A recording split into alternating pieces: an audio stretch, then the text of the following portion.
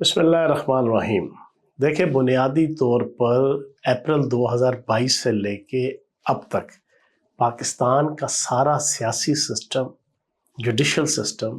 Social system, financial system چوک ہو چکا ہے۔ اور وہ چوک کیوں ہوا ہے؟ وہ ساری دنیا جان چکی ہے کہ جنرل فیض حمید نیٹ ورک ایک ایسا نیٹ ورک تھا کہ جس نے ایک مخصوص پولیٹیکل پارٹی جس کو پی ٹی آئی کہتے ہیں اور ایک مخصوص پرسنالٹی جس کو بانی تحریک انصاف کہتے ہیں، اس کو پروموٹ کرنے کے لیے، اس کو اکاموڈیٹ کرنے کے لیے، اس کو ہائی لائٹ کرنے کے لیے آؤٹ آف دا وے جا کے اپنے جو 5 سال تھے ایز اے ڈی جی سی اور ڈی جی آئی ایس آئی، اس میں جتنی تعیناتیاں کی ہوئی تھیں جوڈیشری کے اندر، لوور جوڈیشری سے لے کے اپر جوڈیشری تک، ان ساروں کو وہ استعمال کر کے انہوں نے پورے پاکستان کا سارے سسٹم چوک کیے ہوئے تھے۔ اب اس کے بعد اپریل 2022 سے 9 مئی 2023 آیا، ساری دنیا نے دیکھا کہ پاکستان کی ہسٹری، دنیا کی تاریخ میں کبھی اس قسم کی دہشت گردانہ کارروائیاں، وحشتناک قسم کی کارروائیاں ریاست کے خلاف، ریاستی اداروں کے خلاف، فوج کی چھاونیوں، پاک فوج کے شہداء، پوری قوم کے شہداء، اور اسی طریقے سے پاکستان کی جتنی ملٹری انسٹالیشنز ہیں ان کے اوپر حملے، سب کچھ ہوا، 250 سے زائد مقامات، لیکن کسی ایک بندے کو سزا نہیں ہوئی۔ اور جو لوگ آڈیو ویڈیو کیمراز کے ذریعے سے اور ان کی کوریج کے ذریعے سے پراپر ہائی لائٹ ہوئے ہیں، ان کو عزت اور احترام کے ساتھ قومی اور صوبائی اسمبلی کے اور سینٹ کے الیکشن لڑوائے گئے، ان کو ممبر بنایا گیا پارلیمنٹ کا، ان کو وزیر بنایا گیا، ان کو وزیر اعلیٰ بنایا گیا۔ اب ان ساری چیزوں کے ہوتے ہوئے پاکستان کی اسٹیبلشمنٹ اور پاکستان کے ریاستی اداروں نے اور پاکستان کی ریاست نے آئین اور قانون کے مطابق پوری کوشش کی کہ 9 مئی کے جتنے کلپریٹس ہیں ان کو سزا ملے، لیکن مجال ہے جو پاکستان کی جوڈیشری اور عدالتی سسٹم نے کوئی ایک بال بھی کا ہونے دیا کسی ایک مجرم کا، کسی ایک ملزم کا، جس کو ساری دنیا نے آنکھوں دیکھا جلاتے ہوئے، گراتے ہوئے، مار دھاڑ کرتے ہوئے، توڑ پھوڑ کرتے ہوئے، G H Q, Jinnah house, core commander house, I S I کے دفاتر، شہداء کی تصویریں، ہر قسم کی، میاں والی ایئر بیس، یہ ساروں کے اوپر کسی قسم کا کوئی ایکشن نہیں ہوا۔ اب اس کا پرابلم کیا تھا؟ عدالت کے اندر بانی تحریک انصاف جاتے تھے ایک کیس میں ضمانت کے لیے، ان کو اس ایک کیس کے علاوہ 15 سے 20 دوسرے کیسوں میں بھی ضمانت ملتی تھی، اور ساتھ عدالت کہہ کے بھیجتی تھی پروسیکیوشن کو بھی اور جناب بانی تحریک انصاف کے وکیل کو بھی کہ اب اس کیس کے اندر بھی ضمانت حاصل ہے بانی تحریک انصاف کو، جو آئندہ کبھی وہ سوچیں گے کہ انہوں نے یہ جرم کرنا ہے۔ یہاں تک حالات پہنچ گئے۔ پھر اس کے بعد سپریم کورٹ نے ایک ہرڈل، بیریئر، آبسٹیکل کھڑا کر دیا کہ ملٹری کورٹس پہ کیس نہیں چل سکتے، نہ بانی تحریک انصاف کے، نہ وہ آنکھوں دیکھے پکڑے ہوئے جن کے ویڈیو اور آڈیوز موجود ہیں جناب سارا دنگا فساد کرتے ہوئے، انہوں نے روک دیا۔ حالانکہ ہسٹری ہے کہ تحریک انصاف کے اپنے 3.5 سال کے دور میں 25 سویلین کا جناب ملٹری کورٹ کے اندر ٹرائل ہوا ہے، ان کا کورٹ مارشل ہوا ہے، ان کو سزائیں ہوئی ہیں، اس میں 2-3 کو تو قتل کی، اس کی پھانسی کی سزا ہوئی، لیکن اس کے باوجود پاکستان کی عدلیہ نے ہر قسم کی سپورٹ کر کے بانی تحریک انصاف کو اور تحریک انصاف کو ان ساری دہشت گردانہ ایٹیچیوڈ سے اور کاروائیوں سے روکی رکھا۔ اب ریاست کیا کرتی؟ ریاست کے پاس ان ساری چیزوں کا حل یہ تھا، یا تو عدلیہ اور عدالتی سسٹم سدھر جاتا، گڈ ٹو سی یو سے لے کے پھر اس قسم کی ضمانتیں دینے کے جناب سارے معاملات، اس کا حل یہ نکالا پاکستان کی ریاست اور اسٹیبلشمنٹ نے کہ اگر اس ملک کے اندر مارشل لا لگایا جائے، اگر اس ملک میں ایمرجنسی لگائی جائے، یا اس ملک میں قانون سے مبرہ کوئی ایکٹیویٹی کی جائے تو وہ چیز غلط ہے۔ اچھا یہ ہے کہ پارلیمانی سسٹم کے اندر رہتے ہوئے، پارلیمانی جمہوریت کے اندر رہتے ہوئے اس کا حل تلاش کیا جائے۔ تو ریاستی اداروں نے اور اسٹیبلشمنٹ نے بڑے احسن طریقے سے پارلیمنٹ کو استعمال کرتے ہوئے ان ساری چیزوں کا حل تلاش کرنے کے لیے 26ویں ترمیم وہ لے کر آئے۔ اب 26ویں ترمیم موٹی موٹی 4-5-6 چیزیں ایسی ہیں کہ جس میں آپ کے سامنے کلیئر کر دیتا ہوں۔ سب سے پہلی بات تو یہ ہے کہ 26ویں ترمیم میں پاکستان کی اعلیٰ عدلیہ کو پراپر کام کرنے کی طرف آمادہ کرنے کے لیے، موٹیویٹ کرنے کے لیے، کنونس کرنے کے لیے اور پابند کرنے کے لیے ہے۔ کیوں؟ 63,000 سے زائد مقدمے ہیں جو سپریم کورٹ میں پوسٹ پون ہیں، لنگر آن ہیں۔ لوگوں کے جناب بچے جناب وہ بوڑھے ہو کے مر رہے ہیں اور کیس ابھی تک وہیں لٹکا ہوا ہے۔ کیسوں کی صورتحال یہ ہے کہ آپ کو کئی مثالیں مل جائیں گی پاکستان کے اندر۔ ابھی تازہ میں ایک سوشل میڈیا پہ دیکھ رہا تھا کہ ایک بندہ 20 سال بعد رہا ہوا، 20 سال بعد عدالت سپریم کورٹ نے فیصلہ دیا یار تو بے گناہ تھا، تو رتی برابر بھی گناہ گار نہیں تھا، اور 20 سال اس کی زندگی کے ضائع ہو گئے۔ تو پہلی چیز تو یہ ہے کہ اس سپریم کورٹ کے جس کے اندر یہ آپ کے اس وقت 17 ججز ہیں، کہ ان کے بس کی بات نہیں ہے کہ وہ جناب جو چیلنجز ہیں عام پبلک کو ڈیل کرنے کے اور 25 کروڑ پاکستانیوں کو اس کو پورا کر سکے۔ دوسری طرف آپ کی جوڈیشری جو سپریم کورٹ اور ہائی کورٹس ہے، 90% ان کے اوپر برڈن جو انہوں نے اپنے ساتھ خود بھی لیا ہوا ہے اور کچھ ان کے اوپر آیا ہوا ہے، وہ سارے کا سارا کانسٹیٹیوشنل جناب آپ کے معاملات کے حوالے سے ہے۔ سارے کا سارا پبلک کے معاملات، پبلک کے کیسز، پبلک کی پروسیکیوشنز، پبلک کو انصاف کی فراہمی، وہ تو نہ ہائی کورٹ نہ سپریم کورٹ، وہاں تو کسی قسم کی کوئی شنوائی نہیں ہے۔ تو حل یہ نکالا گیا کہ سپریم کورٹ علیحدہ ہو، فیڈرل آپ کی جناب کورٹ علیحدہ سے ایک آئینی عدالت بنائی جائے۔ اور یہ کوئی نیا کنسپٹ نہیں ہے، یہ بھی سن لیں۔ 2006 کے اندر میثاق جمہوریت ہوا،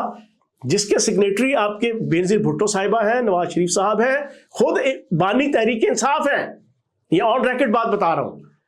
بانی تحریک انصاف کے سائن بھی موجود ہے 2006 جولائی آپ کی جناب میثاق جمہوریت کے اندر، جس میں متفقہ طور پہ طے ہوا تھا کہ پاکستان کے اندر ایک فیڈرل جناب کورٹ ہونی چاہیے، سپریم کورٹ ایک ایسی کہ جو صرف اور صرف کانسٹیٹیوشنل ایشوز کو ڈیل کرے، باقی سپریم کورٹ عام پبلک کو انصاف کی فراہمی دے۔ یہ کوئی نیا ڈھکوسلہ نہیں ہے، یہ کوئی پاکستان کی موجودہ اسٹیبلشمنٹ کی طرف سے کوئی ایک نئی کریشن یا انوویشن نہیں ہے۔ یہ وہ میثاق جمہوریت کے جو ایک پاکیزہ اور مقدس ڈاکومنٹ کے طور پہ آج پاکستان کی ساری پولیٹیکل پارٹیز اس کو چومتی چاٹتی ہیں نا، اور آنکھوں کو لگاتی ہیں اور سر پہ سجاتی ہیں، یہ اس کا مین وائٹل آرٹیکل تھا۔ اب اس کے تحت فیڈرل کورٹ ایک بننی تھی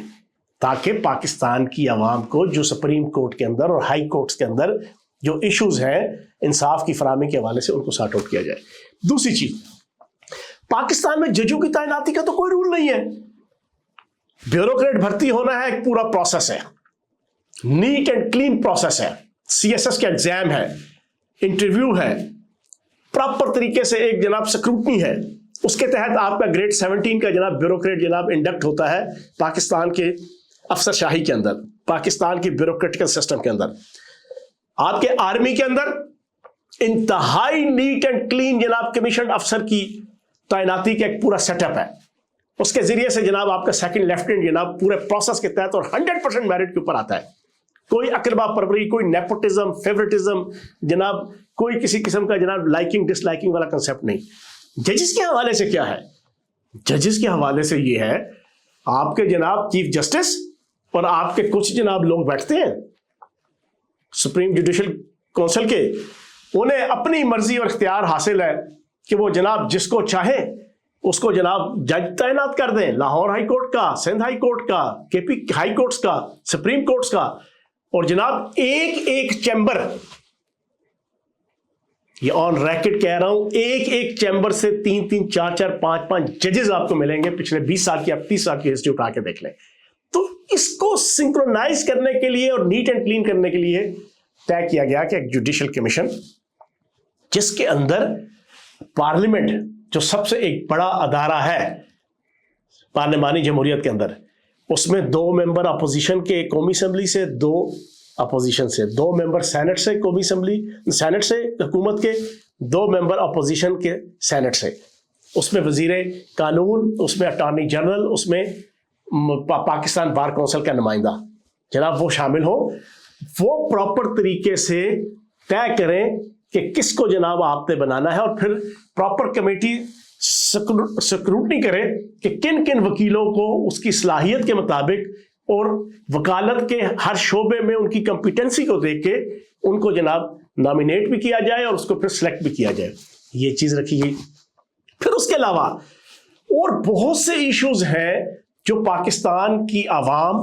پاکستان کی عدالتی سسٹم کو کنفرنٹ کرنے پڑ رہے ہیں مختلف مسائل، اس کو سارٹ آؤٹ کرنے کے لیے ساری چیزیں سب سے امپورٹنٹ 9 مئی کے جو ملزم اور مجرم ہیں، جو کلنک کا ٹکا ہے 9 مئی کا واقعہ بھی اور 9 مئی کے مجرم بھی،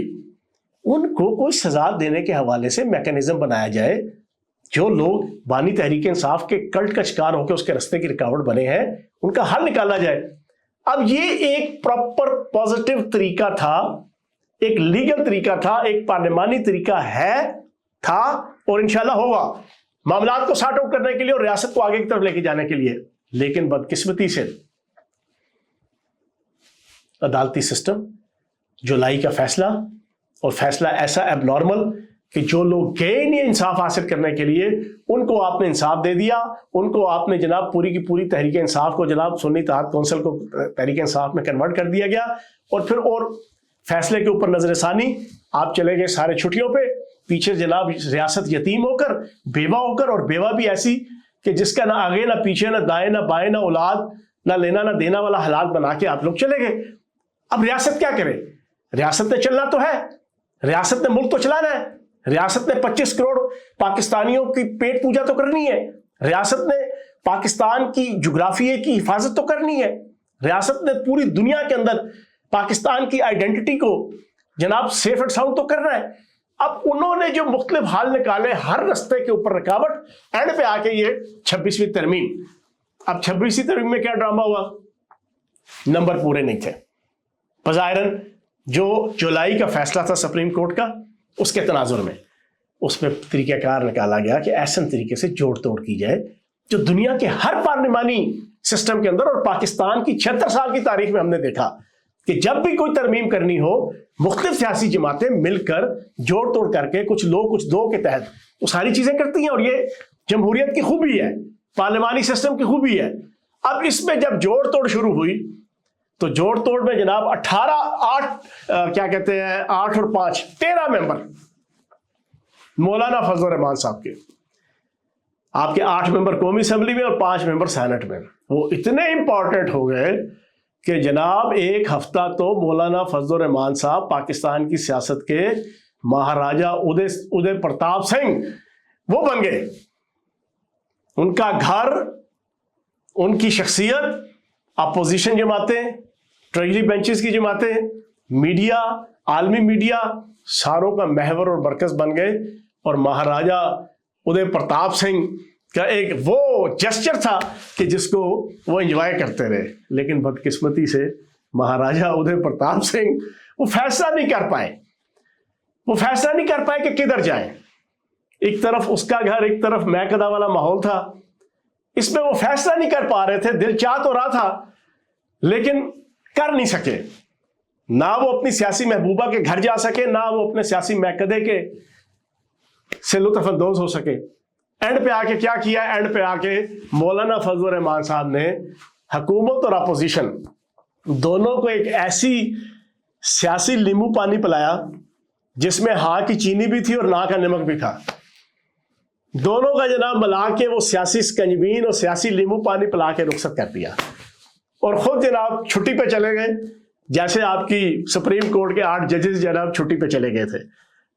اب وہ ان کے ذہن میں تھا کہ جناب ذرا معاملات کوئی سودے بازی، کوئی چیزیں ذرا اسٹرانگلی ہوں گی، لیکن حکومت نے جناب اس کا حل نکال لیا. وہ میں آپ کو آگے بتاؤں گا کہ حکومت نے اسپیکر قومی اسمبلی کے ذریعے سے کیا حل نکالا کہ مہاراجا ادے پرتاپ سنگھ کی ساری اہمیت وہ تقریباً 0 ہو گئی ہے. تو اب یہ 26ویں ترمیم کا جناب ٹوٹل ایک ڈیلیما ہے. اس کے رستے میں جو لوگ رکاوٹ بن رہے ہیں، میں یہ سمجھتا ہوں کہ وہ پاکستان کی ریاست، پاکستان کے جغرافیہ، پاکستان کی آئیڈینٹی، پاکستان کی ترقی، پاکستان کی تعمیر اور پاکستان کی بقا کے رستے میں رکاوٹیں کھڑی کر رہے ہیں. دیکھیں، میں نے آپ کو بتایا کہ جب 26ویں آئینی ترمیم کے رستے میں رکاوٹیں کھڑی کی گئیں، اس میں عالمی فیکٹرز بھی ہیں، انٹرنیشنل اسٹیبلشمنٹ کے بھی اپنے انٹرسٹ ہیں. اور میں اکثر کہتا ہوں اپنے ویلاگز، اپنے پوڈ کاسٹ کے اندر اور ٹاک شوز میں، بیسک ایشو سی پیک ہے. बेसिक इशू चाइना है, बेसिक इशू पाकिस्तान को अमेरिका के सियासी और मुआशी चुंगल से ना निकल देने का मसला है। आलमी स्टैब्लिशमेंट और अमेरिका नहीं चाहता कि पाकिस्तान हमारे चुंगल से निकल जाए, हमारे कंट्रोल से निकल जाए। वो चाहते हैं नो एग्जिट फ्रॉम पाकिस्तान, वो चाहते हैं पाकिस्तान हमारा मरहूने मिन्नत रहे। अब ये जितनी ड्रामेबाजी 2.5 साल से तहरीक फसाद फिल अर्ज बानी तहरीक इंसाफ की, नाम नेहाद हकीकी आज़ादी की जंग बानी तहरीक इंसाफ की सारी जो तहरीक फसाद फिल अर्ज है वो, और फिर उसके बाद अब ये अदलिया की तरफ से हर्डल्स, और फिर ये 26वीं आईनी तरमीम के रस्ते की जितनी हर्डल्स हैं, बेसिकली उसमें आलमी स्टैब्लिशमेंट का ये इंटरेस्ट है कि पाकिस्तान को अपनी दाढ़ के नीचे रखो, पाकिस्तान के अंदर स्टेबिलिटी ना आए। अभी 2% शरह सूद कम हुआ, 25 तारीख को जनाब IMF ने जनाब आपसे 24वां माहिदा करने के लिए हामी भर ली और वो करने लगे हैं। पाकिस्तान थोड़ा अपने पाँव पे खड़ा होने लगा है। ब्लूमबर्ग ने अभी आपको रिपोर्ट दी कि पाकिस्तान की जो स्टॉक एक्सचेंज है दुनिया की बेहतरीन स्टॉक एक्सचेंज में से एक है। अब ये जो अच्छाइयाँ हैं, अब उनको काउंटर करने के लिए कि यार इतना भी अच्छाई की तरफ ना जाए,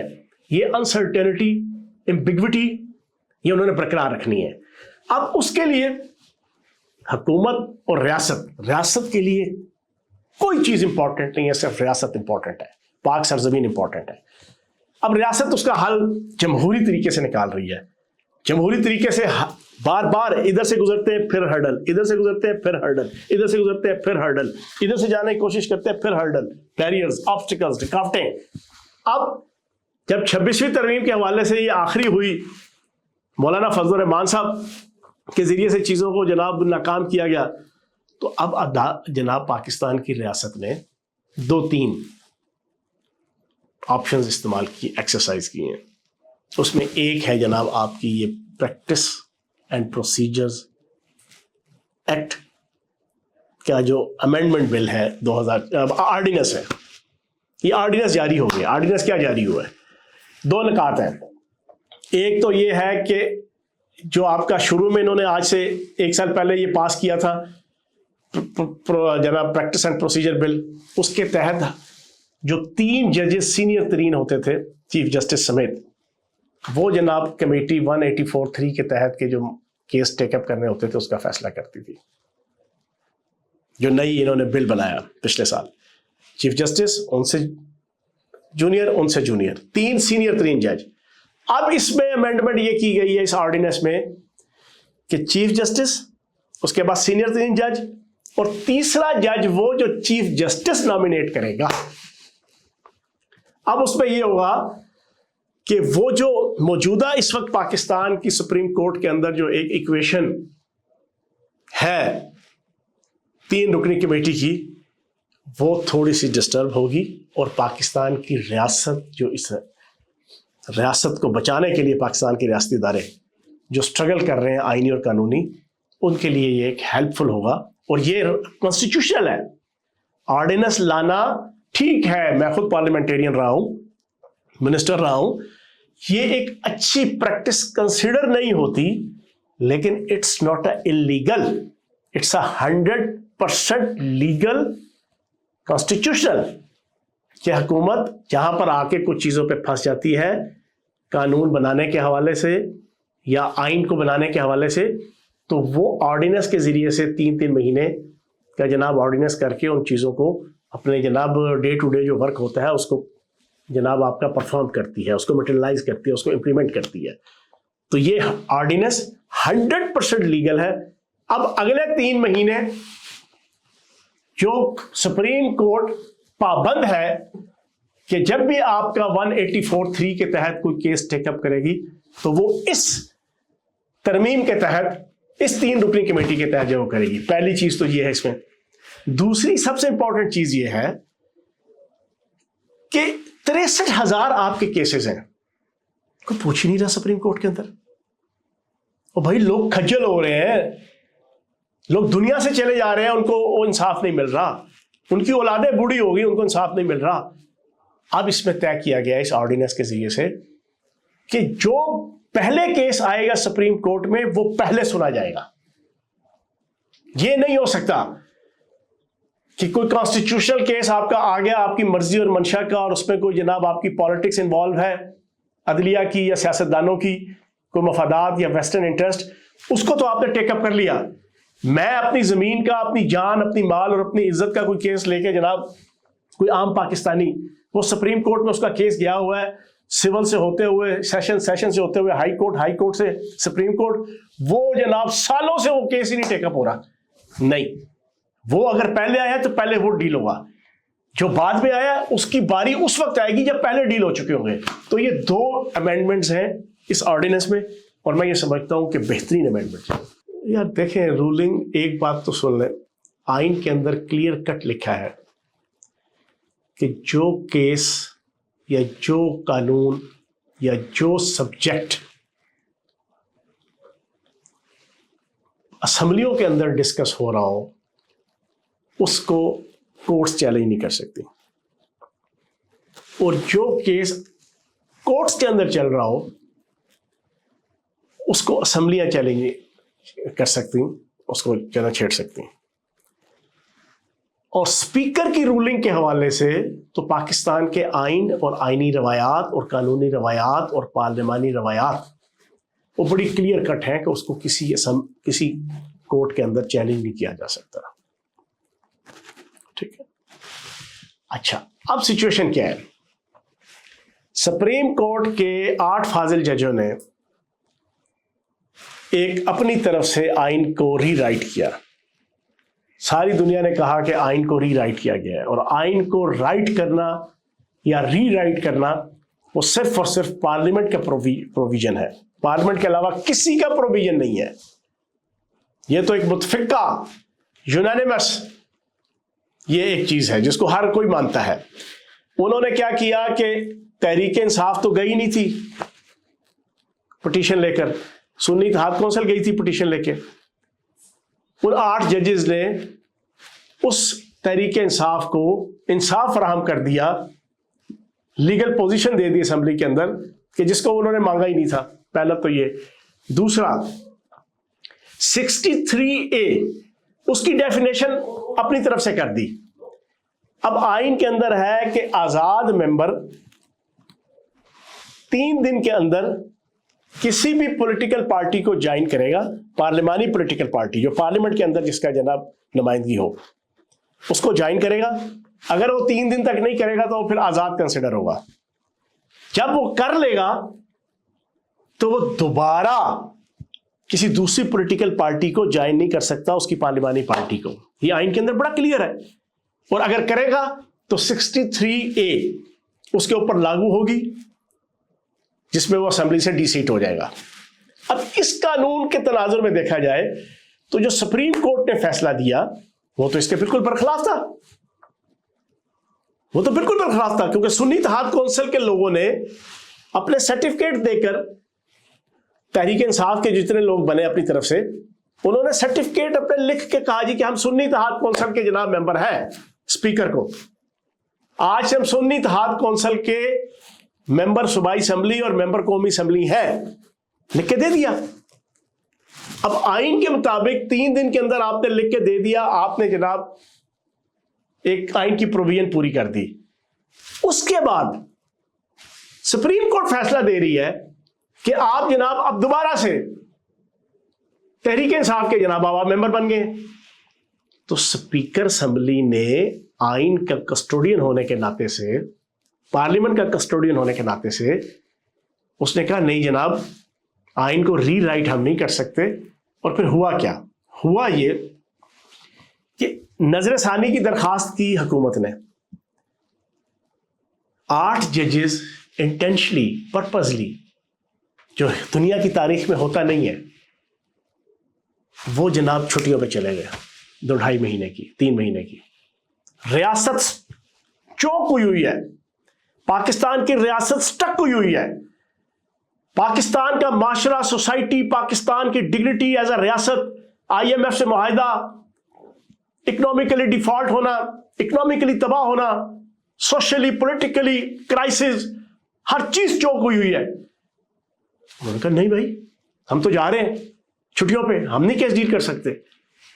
اب حکومت کیا کرتی، ریاست کیا کرتی؟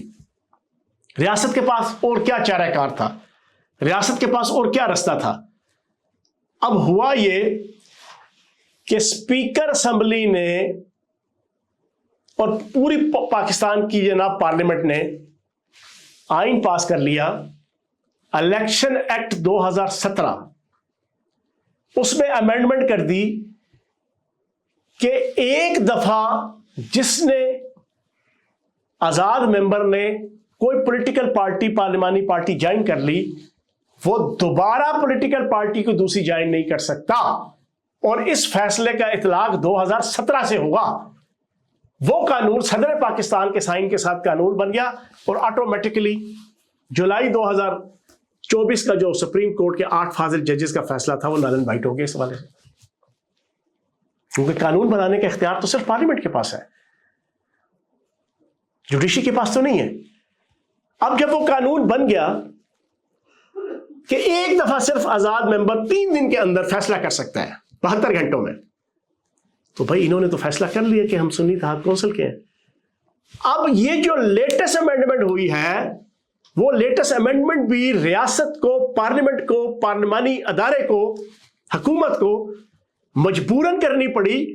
کیونکہ حکومت تو ایک لیگل وے میں انہی 8 ججز سے کنورسیشن کر کے، نیگوشیٹ کر کے، کیس لڑ کے، اپنا کیس پلیٹ کر کے، قانونی بحث کر کے، قانونی جناب پروسیکیوشن کر کے یہ ساری چیزیں لینا چاہتی تھی، لیکن عدلیہ کے ان 8 ججز نے کہا کہ بھائی ہمارے پاس ٹائم نہیں ہے، ہمیں سے کوئی غرض نہیں، کیا ریاست کے ساتھ کیا بیت رہی ہے،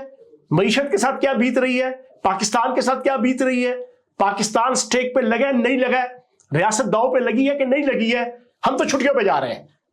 بیوی بچوں کے ساتھ۔ جب یہ سچویشن بن گئی تو بھائی ریاست تو چلانی تھی نا، پارلیمنٹ نے تو اپنا رستہ لینا تھا، تو پارلیمنٹ نے کیا رستہ لیا؟ انہوں نے الیکشن ایکٹ 2017 میں ترمیم کر کے سپریم کورٹ کے ان 8 ججز کا یہ فیصلہ کہ اس پارٹی کو انصاف فراہم کر دیا جائے کہ جو پارٹی نے کیس ہی نہیں کیا اس کو نل اینڈ وائٹ کر دیا۔ اب ہوا کیا تازہ، اسپیکر اسمبلی نے جو مہاراجا ادے پرتاپ سنگھ والا ایک ماحول بنا ہوا تھا 13 ووٹوں کی وجہ سے، وہ پکڑائی نہیں دے رہے تھے، ٹھیک ہے نا جی، نہ وہ کسی کو لفٹ کرا رہے تھے، نہ ان کے پاؤں زمین پہ لگ رہے تھے، انہوں نے کہا ایک کڑکڑی ختم کرو، یہ چڑچڑی مکاؤ، ٹھیک ہے نا۔ انہوں نے خط لکھا پہلے الیکشن کمیشن کو کہ جناب according to the rule of parliament, according to the election act 2017 amendment bill 2024، July 12 کا جو فیصلہ ہے سپریم کورٹ کا اس حوالے سے وہ نل اینڈ وائٹ ہے، اور یہ جناب لسٹ ہے، یہ نون لیگ کو ملتے ہیں ممبر، یہ پیپلز پارٹی کو ملتے ہیں،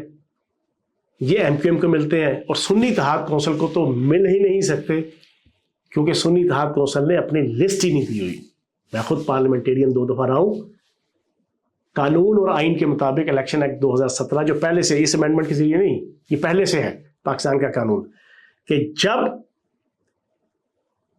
فارم جمع کرانے کی، فارم واپس لینے کی جو آخری تاریخ ہوتی ہے وہ 22 سے 25 دن پہلے الیکشن ڈے سے، اس وقت تک لاسٹ ڈیٹ ہوتی ہے تمام پولیٹیکل پارٹیز کے لیے کہ قومی اور صوبائی اسمبلی کے اندر آپ اپنی لسٹ، ترجیحی لسٹ خواتین کی اور اقلیتوں کی، وہ آپ جمع کرائیں گے۔ آپ نہیں کرائیں گے، کلیئر کٹ الیکشن ایکٹ 2017 کے اندر لکھا ہوا ہے کہ آپ ایلیجیبل ہی نہیں ہوں گے ان مخصوص نشستوں کو حاصل کرنے کے حوالے سے۔ تو جناب سنی اتحاد کونسل نے تو لسٹ جمع ہی نہیں کرائی تھی، الٹا کجا سنی اتحاد کونسل کا اپنا چیئرمین وہ آزاد ممبر ایک جگہ سے اور پی ٹی آئی دوسری جگہ سے پی ٹی آئی کے نام پہ کاغذات جمع کرا کے وہ الیکشن لڑ رہا تھا، تو وہ تو ہو گئے 0۔ تو جناب اسپیکر اسمبلی نے لیٹر لکھ دیا الیکشن کمیشن کو، اور آج 20 سپتمبر کو دن 2 بجے یا 1 بجے انہوں نے وہ ساری لسٹ جاری کر دی کہ بھائی یہ ممبرز ہیں۔ اب اس میں 2/3 میجارٹی حکومت کے پاس ہے، اب کوئی یہ نہیں کہہ سکتا کہ نہ نومن تیل ہوگا نہ رادھا ناچے گی. اب نومن تیل بھی مل گیا ہے اور جناب 26ویں آئینی ترمیم کی رادھا بھی بڑی فل فلیج طریقے سے ناچے گی. لیکن اگر اس کے رستے میں پاکستان کی عدلیہ نے یا ججز نے کسی قسم کی کوئی قانونی ہرڈل یا بیریئر یا آبسٹیکل کریٹ کرنے کی کوشش کی، تو میں نے ایک کل ٹویٹ کیا تھا کہ یا تو آئینی ترامیم ہوں گی یا پھر پاکستان کے اندر سیاسی ترامیم ہوگی.